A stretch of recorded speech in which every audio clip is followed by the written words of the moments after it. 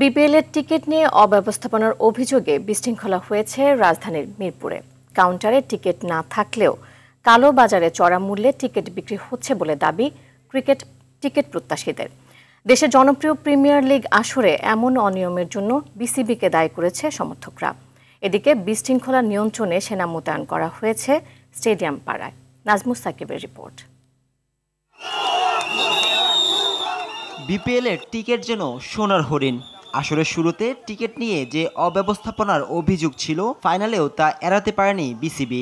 তো ওনারা যখন বলবো যে টিকিট এখানে বন্ধ, টিকিট দেওয়া হবে না, ওনারা লিখে দিত। বিসিবি ফেসবুক পেজে জানাই দিত, ভেরিফাই আইডিতে জানাই আসবে না, তাহলে কেন জানাইলো না? আমরা কাল এসে ঘুরে গেছি, আমাদের বলা হয়েছে যে কাল আজকে সকাল 9টা থেকে আমাদের 1000 টাকা মূল্যের টিকিটটা দেওয়া হবে বলেছিল।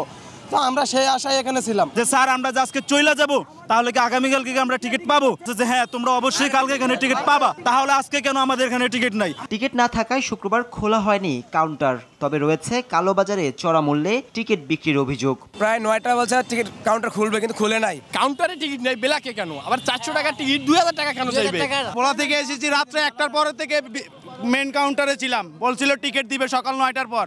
এখন পর্যন্ত টিকিট পাই নাই। বেলাকের টিকিট 400 টাকাটা চাইতে আছে 2000 টাকা। দীর্ঘ সময় লাইনে দাঁড়িয়ে টিকিট না পেয়ে অনেকে ফিরে গেছেন মলিন মুখে। কেউ আবার দাবি জানিয়েছেন মাঠের বাইরে জায়ান্টস কিনে খেলা দেখার ব্যবস্থা করার।